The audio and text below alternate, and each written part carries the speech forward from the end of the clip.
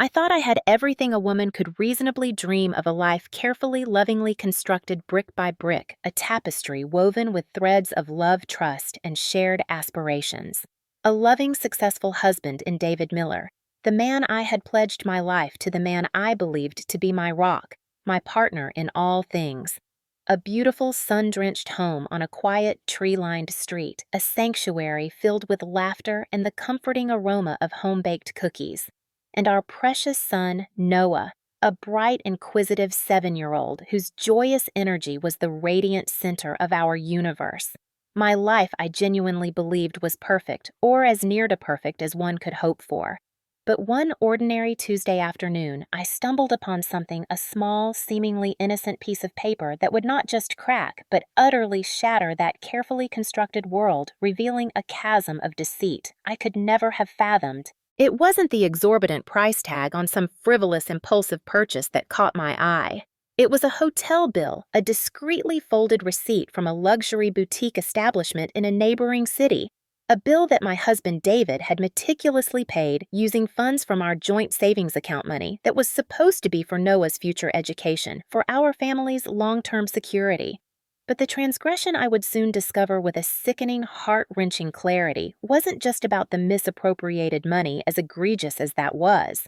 As I propelled by a dawning, terrified suspicion dug deeper into the labyrinth of his hidden life, I uncovered something far worse, far more devastating.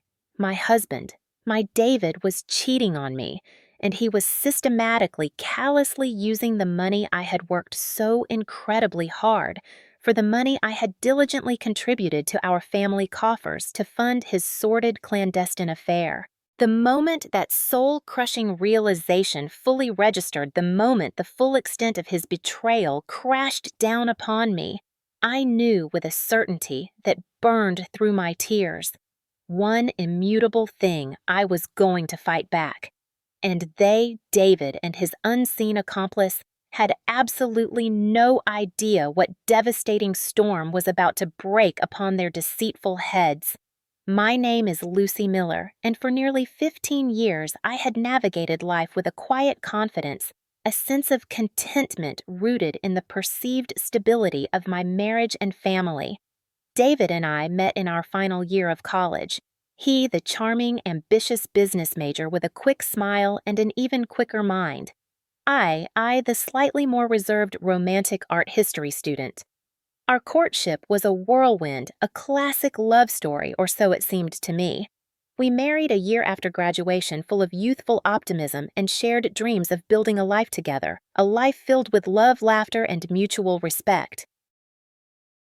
David's career in finance took off quickly. He was undeniably brilliant-driven and possessed an uncanny ability to network, to charm, to close deals. I, in turn, willingly, even eagerly stepped into the supportive role. I put my own aspirations of curating art or working in a museum on the back burner, choosing instead to focus on creating a warm, nurturing home environment, a sanctuary where David could unwind from the pressures of his demanding job, and later, a safe, loving haven for our son Noah. I managed our household finances with meticulous care, ran our home with quiet efficiency, and poured all my creative energy into making our modest suburban house a true home, a place filled with books, art, music, and the comforting aroma of freshly baked bread. Our house, oh, how I loved that house. It wasn't a mansion, not by any stretch of the imagination. It was a charming, slightly quirky 3-bedroom colonial with a sprawling, sun-dappled backyard and a magnificent old oak tree that Noah adored climbing. We had bought it as a fixer-upper, pouring countless weekends of our own sweat equity into its renovation. I had personally stripped and refinished the original hardwood floors, meticulously chosen the perfect calming paint colors for each room, and lovingly cultivated a vibrant flower garden that was the envy of the neighborhood. That house was more than just bricks and mortar, more than just an asset on a balance sheet. It was a living testament to our shared history, our dreams, our sacrifices. It held the echoes of Noah's first steps, his first words, countless bedtime stories whispered in the soft glow of his nightlight. It was in every sense of the word our sanctuary, the physical embodiment of our family's love and security. and I cherished it with every fiber of my being. For many years, life flowed along a seemingly smooth, predictable, and contented path. David was in the eyes of our friends and neighbors the ideal husband, successful, attentive at least in public, a doting father. I was the happy, fulfilled homemaker, the supportive wife, the loving mother. It was a perfect picture, a carefully curated facade that I myself had perhaps too willingly bought into. But one ordinary Tuesday afternoon, as I was sorting through a pile of mail that had accumulated on the kitchen counter, things began to shift, the first almost imperceptible tremor before the earthquake that would shatter my world. David came home from work a little earlier than usual, a strained, almost furtive look in his eyes that I, in my then naivete, dismissed as simple work stress. He was carrying a thick manila envelope which he placed on the kitchen table with an air of casual importance. "Lucy, honey," he said, his voice a little too breezy, a little too nonchalant, "I need you to sign these documents for the house. It's just a simple formality, something to do with the refinancing package the bank is offering. Better interest rate, save us some money in the long run. You know, boring financial stuff. Just sign here and here." He tapped a pen impatiently at several clearly marked signature lines on a sheaf of official-looking papers. I trusted David implicitly, especially when it came to financial matters. He was the expert, the one who handled our investments, our mortgage, our long-term planning. I, by contrast, had always found such things bewildering, a necessary but tedious aspect of adult life. My domain was the home, the heart, the creative spirit of our family. His was the world of numbers, of contracts, of strategic financial maneuvering. We had, I thought, a perfectly balanced partnership, so I didn't question it. I didn't scrutinize the dense jargon-filled pages. I simply took the pen he offered and with a trusting smile signed where he indicated. It seemed like such a minor, inconsequential act. All done, he asked a little too quickly, scooping up the papers before the ink was barely dry. "Great. Don't worry your pretty little head about it, sweetheart. I'll take care of everything." He even leaned down and gave me a perfunctory kiss on the cheek, a gesture that in hindsight felt chillingly calculated, dismissive. Little did I know in that moment of blind, unquestioning trust that those careless, unexamined signatures would mark the catastrophic beginning of my worst nightmare, the first act in a drama of betrayal so profound it would threaten to destroy everything I held dear. A few weeks after I'd signed those innocuous-seeming papers, a strange, almost imperceptible, yet deeply unsettling sense of unease began to creep into my daily life. The house itself, my beloved sanctuary, suddenly seemed different. It was nothing tangible, nothing I could put my finger on, more a subtle shift in the atmosphere, a faint, dissonant chord in the usually harmonious symphony of our home. There was a growing, gnawing disquiet in the pit of my stomach every time I thought about those documents, about David's uncharacteristically hurried demeanor that day. I could feel with a primal intuitive certainty that something wasn't quite right, but I couldn't for the life of me identify what it was. I chided myself for being overly anxious, for letting my imagination run wild. David loved me. He loved Noah. He would never do anything to jeopardize our family, our home. Or so I desperately tried to convince myself. One late evening, about a month after the signing, as I was meticulously going through our monthly household bills, organizing receipts, and balancing our checkbook, a task I performed with a librarian's precision, Lucy noticed something decidedly strange. The mortgage statement, which usually arrived like clockwork around the 15th of each month, was conspicuously absent from the pile of mail. And then, with a jolt, I realized I hadn't seen one the previous month either. My heart began to thrum with a renewed, more focused anxiety. Had I missed them? Had David perhaps taken them directly from the mailbox and paid them without mentioning it in some misguided attempt to shield me from financial worries? That wasn't like him. He usually left all bill paying to me. Confused and increasingly uneasy, I asked David about it the next morning over breakfast. He was engrossed in his tablet, scrolling through financial news, and barely looked up. "The mortgage, honey," he said, his tone dismissive, almost irritated by the interruption. "Oh, that. Yeah, it's all taken care of. Just some new automated payment system the bank set up. All streamlined. Don't worry your pretty little head about it. Everything's fine. His casual reassurance, the patronizing pat on my head that accompanied it, did absolutely nothing to soothe my growing disquiet. In fact, it did the opposite. It felt evasive, too glib, too dismissive of a significant household expense. But I didn't press him further at that moment. I didn't want to appear suspicious or worse to provoke one of his increasingly frequent irritable moods. But Lucy, as I now referred to my more assertive, less trusting inner self, couldn't shake the deeply unsettling feeling that something was profoundly fundamentally wrong. Over the next few days, I found myself compulsively going through our old financial files, the ones I kept meticulously organized in the small home office we shared. I was searching for something, anything that might explain the missing mortgage statements, the vague unease that had become my constant companion. I was looking for the original mortgage documents, the refinancing papers I had supposedly signed, and that's when I made the first truly alarming discovery: the entire folder labeled House, Mortgage, and Title Deeds.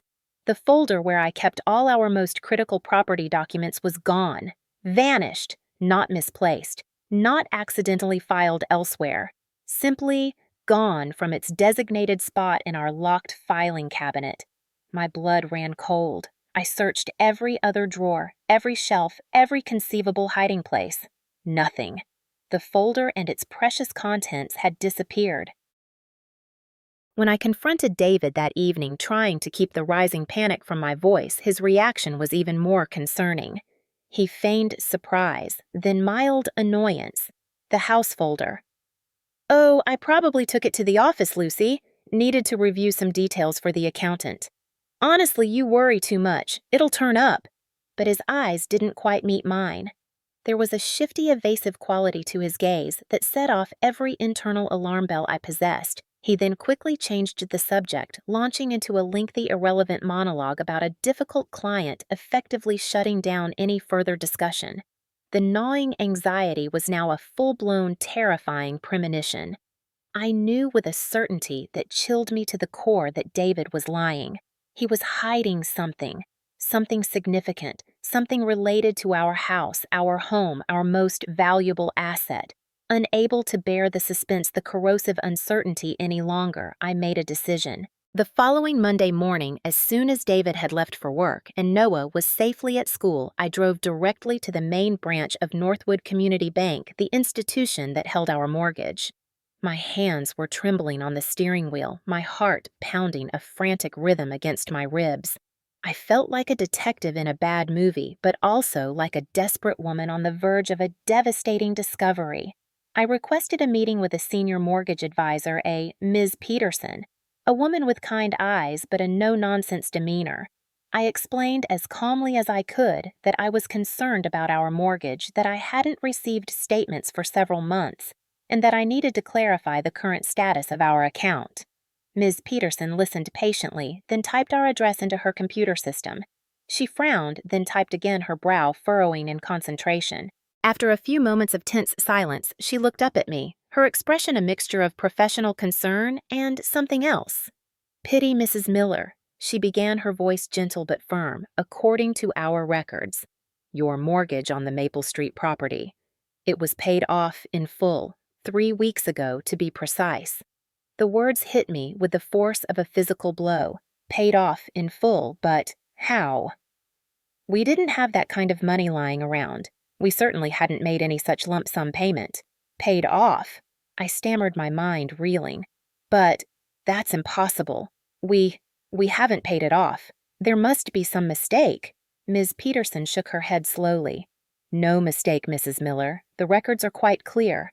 A full and final settlement was received. The loan is closed. The title to the property was subsequently transferred." Transferred. I whispered the room, suddenly feeling very cold, very small. Transferred to whom? According to the documentation, Mrs. Miller, she said, her gaze softening with what looked like genuine sympathy. The property at 127 Maple Street was sold. The sale closed approximately 2 weeks ago. The new registered owner is a corporation, Oakwood Property Holdings, LLC. Sold. Our house. Our home. Sold. Without my knowledge. Without my consent. No, I choked out, tears welling in my eyes. No, that can't be right. It's our home. I I never agreed to sell it. I never signed any sale documents. Ms. Peterson, clearly sensing my profound distress, discreetly printed out a copy of the most recent title transfer document and the sale agreement that had been filed with the county. She slid them across the desk towards me. My hands shook so violently I could barely hold the papers, and there it was in stark, undeniable black and white.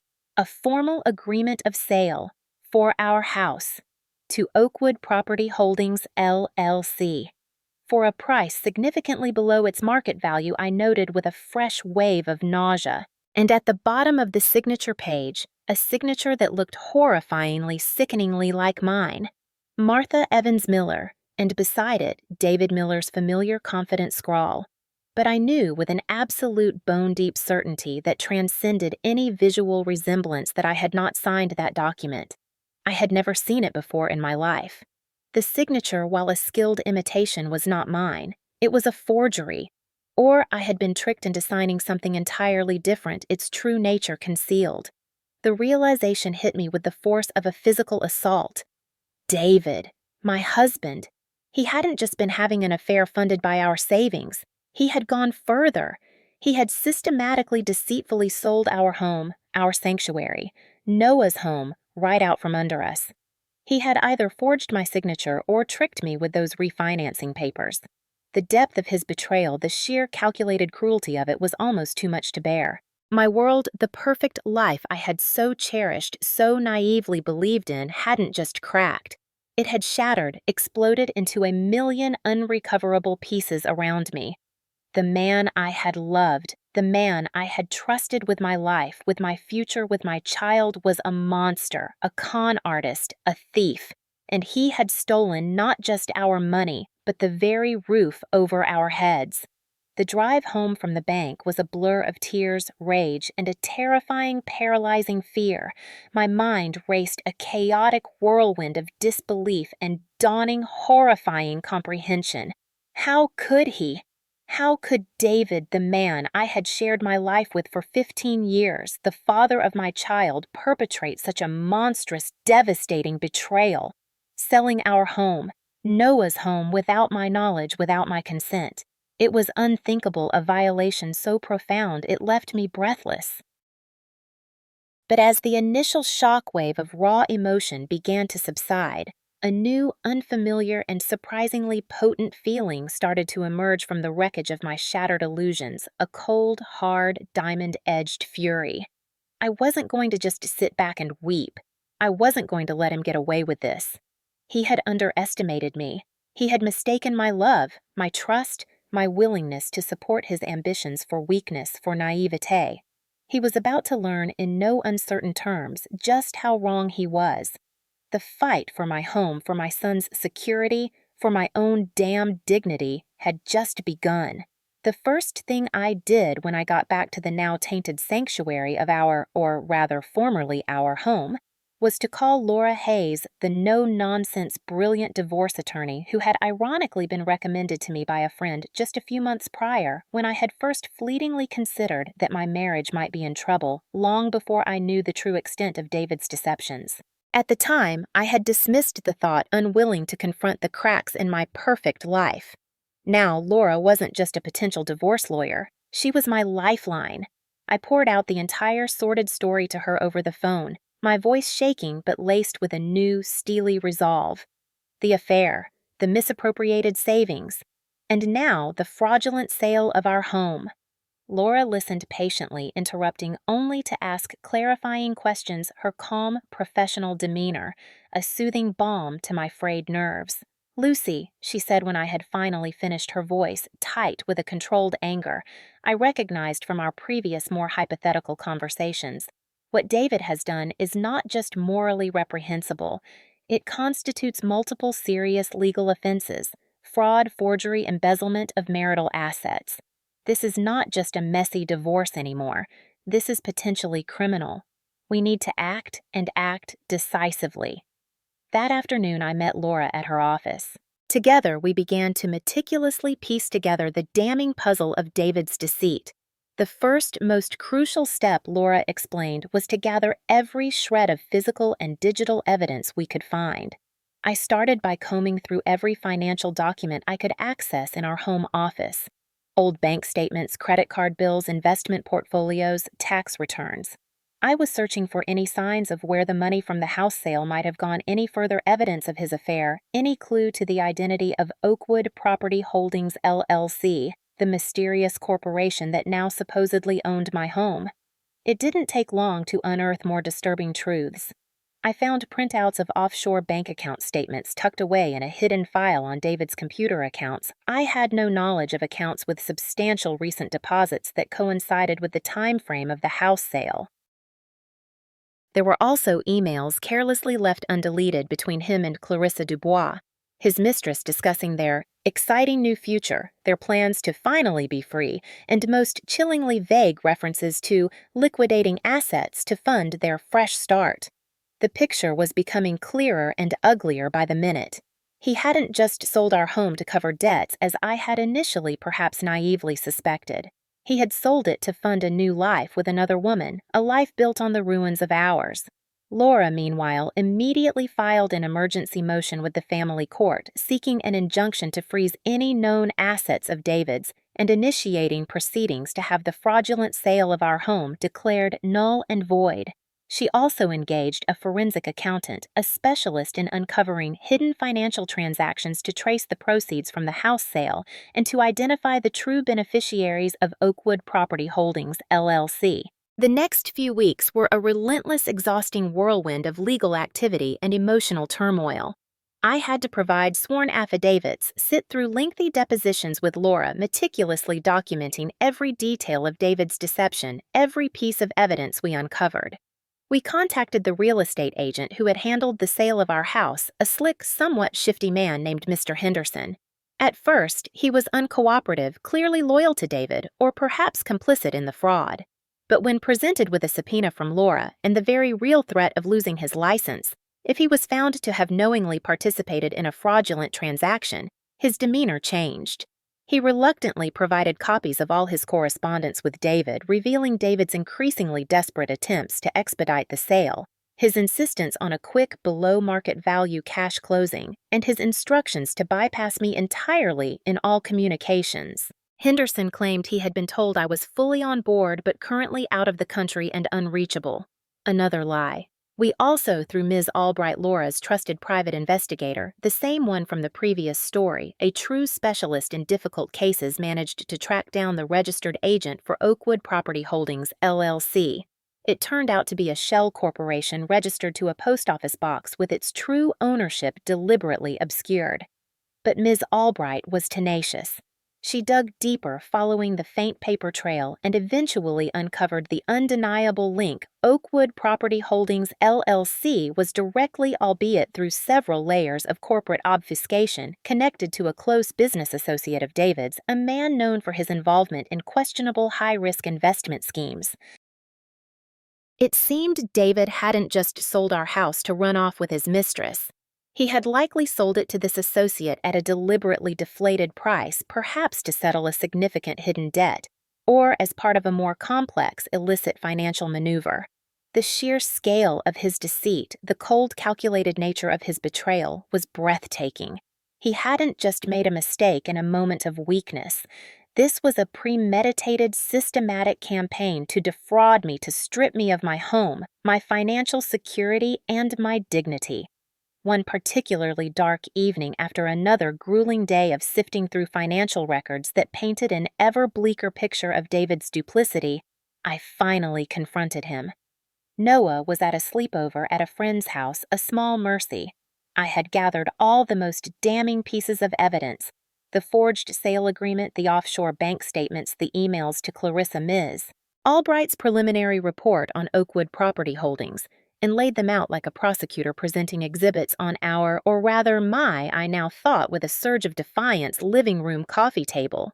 David walked in late as usual, a briefcase in one hand, a tired, self-important sigh on his lips. He stopped short when he saw me sitting there amidst the damning tableau of his treachery. "Lucy," he began, his voice tinged with a familiar annoyance. "What's all this?" "I had a hellish day I'm really not in the mood for." "David, we need to talk," I said, my voice surprisingly steady cold as ice cutting through his bluster. "I know what you've done. I know everything." He froze, his face draining of color, his eyes darting from the papers on the table to my unwavering, accusing gaze. "What? What are you talking about, Lucy?" He stammered, his usual smooth composure, cracking a flicker of genuine panic in his eyes. I didn't hesitate. I picked up the forged sale agreement. "This, David, you sold our house, our home, Noah's home, without my consent. You forged my signature or you tricked me into signing something I didn't understand." "Which was it?" His face, already pale, turned a sickly shade of gray. He opened his mouth, then closed it again, a fish gasping for air. He tried to bluster, to deny. That's ridiculous, Lucy. It was a refinancing, I told you. You signed, don't lie to me anymore, David!" I snapped, my own voice rising now, fueled by months of suppressed pain and rage. "I have the bank records. I have the title transfer. I know about Oakwood Property Holdings. I know about Clarissa. I know about the offshore accounts. I know you've been systematically stealing from us, from me, from Noah. For God knows how long, I pushed the pile of incriminating documents towards him. How could you, David, how could you do this to us, to your own son? This house was our life, our sanctuary. And you sold it like it was nothing, like we were nothing." David's face, which had initially flushed a defensive red, now crumpled. He sank onto the sofa opposite me, his head in his hands, a broken, defeated man. He tried to offer excuses, a rambling, incoherent torrent of justifications. Business debts he couldn't escape, investment deals gone sour, the pressure to maintain a certain lifestyle. His unhappiness in our marriage, a revelation that, while painful, was hardly surprising at this point. He even despicably tried to subtly imply that my lack of understanding of his financial pressures had somehow forced his hand. But I wasn't listening to his pathetic, self-serving excuses anymore. I had heard enough lies to last a lifetime. I had already made up my mind. "I want you out of this house tonight, David," I said, my voice flat, devoid of the emotion that was churning within me. "And I am taking this to court. Every last bit of it. You thought you could play me for a fool. You thought you could destroy my life and walk away unscathed. You were wrong. You have no idea the lengths I will go to protect my son and to reclaim what is rightfully ours. This isn't just a divorce, David. This is a reckoning." The months leading up to the final court date were a relentless, all-consuming whirlwind. My life became a blur of legal consultations, document reviews, financial audits, and emotionally charged preparations. Laura Hayes, my lawyer, was a formidable force, a brilliant tactician who meticulously built our case brick by damning brick. We filed for an emergency divorce, citing financial fraud, adultery, and extreme emotional cruelty. We sought not only the immediate return of our home or its equivalent monetary value, but also a significantly disproportionate share of any remaining marital assets, full custody of Noah, substantial child support, and punitive damages for David's egregious conduct. David, now represented by a new, equally aggressive, and undoubtedly very expensive legal team, funded, I suspected, by what little remained of his hidden assets, or perhaps by a desperate loan from his increasingly estranged family, fought back with a ferocity born of desperation. They tried every legal maneuver imaginable to delay the proceedings, to discredit my evidence, to paint me as a bitter, vengeful, and emotionally unstable woman, seeking to unjustly enrich herself. They subpoenaed my personal financial records, my emails, even my old college transcripts, searching for any ammunition, however trivial, to use against me. It was a brutal, soul-crushing process designed to wear me down, to break my resolve. There were days when the sheer weight of it all felt almost unbearable. The endless legal bills were mounting. My freelance work suffered from the constant stress and distraction, and the emotional toll on both me and Noah was immense. Noah, though I tried to shield him as much as possible, was acutely aware of the tension, the unspoken conflict that permeated our home. He became quieter, more withdrawn, his bright, innocent eyes often clouded with a worry no 7-year-old should ever have to bear. He missed his father, the idealized version of his father he had once known, and he couldn't understand why our family was suddenly violently falling apart. Explaining the concept of betrayal, of financial fraud to a child without demonizing his father entirely was one of the hardest things I ever had to do. But through it all, my resolve never truly wavered. Every time I felt like giving up, I would look at Noah's innocent face. I would remember the sanctity of the home David had tried to steal from us. I would recall the cold, calculated nature of his betrayal, and a fresh surge of righteous anger, of fierce maternal protectiveness would course through me. I was not just fighting for a house for money. I was fighting for justice, for Noah's future, for my own self-respect, for the fundamental right to not be cheated, lied to, and systematically defrauded by the person I had once trusted most in the world. In court, the final showdown was as dramatic and emotionally charged as I had anticipated. Laura, with her calm, incisive brilliance, systematically presented our case. She laid out the irrefutable evidence of David's affair with Clarissa Dubois, supported by hotel receipts, airline tickets, and even a few discreetly obtained photographs from Ms. Albright's surveillance.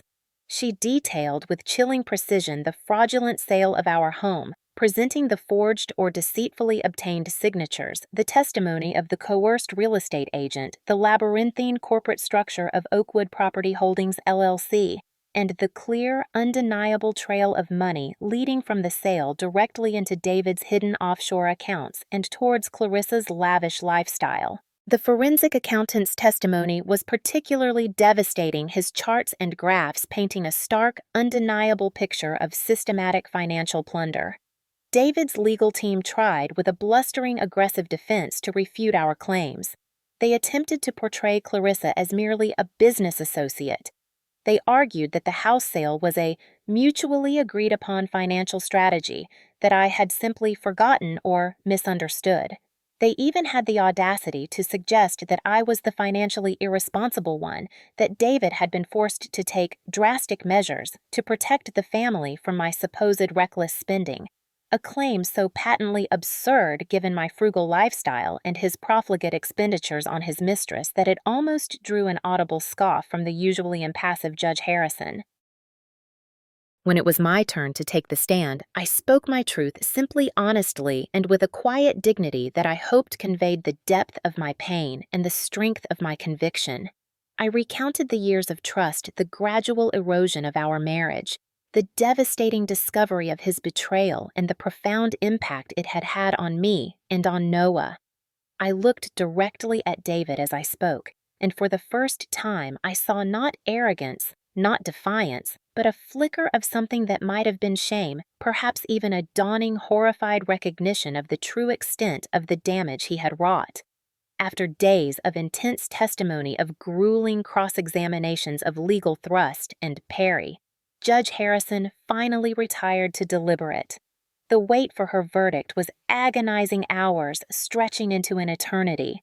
When she returned, the courtroom was thick with an almost unbearable tension. Her face was stern, her gaze unwavering. She began by stating in no uncertain terms that the evidence presented by my legal team was overwhelming, credible, and deeply disturbing. She found David Miller guilty of fraudulent misrepresentation of forgery, or at the very least, obtaining signatures under false pretenses of deliberate and malicious dissipation of marital assets and of a profound breach of fiduciary trust. The judgment was sweeping, decisive, and for me, utterly vindicating. The sale of our home was declared null and void due to fraudulent conveyance. The title was ordered to be immediately restored to my name solely. David was ordered to repay with significant interest and penalties every single dollar he had illicitly diverted from our joint accounts and my personal inheritance. He was stripped of any claim to our remaining marital assets. I was awarded full legal and physical custody of Noah, with David granted only severely restricted professionally supervised visitation conditional upon him undergoing extensive psychological counseling and financial restitution. And in a final satisfying blow to his already shattered ego, he was ordered to pay all of my substantial legal fees. As Judge Harrison's gavel fell, a wave of emotion so profound, so overwhelming washed over me that I thought my legs might give way. Tears streamed down my face. Tears not of sadness this time, but of immense shuddering relief of hard-won justice, of a deep weary but ultimately triumphant vindication. It was over. I had fought the battle of my life against a formidable, unscrupulous adversary, and I had won. The months, and indeed years, that followed the dramatic courtroom victory were a period of slow, painstaking, but ultimately rewarding reconstruction.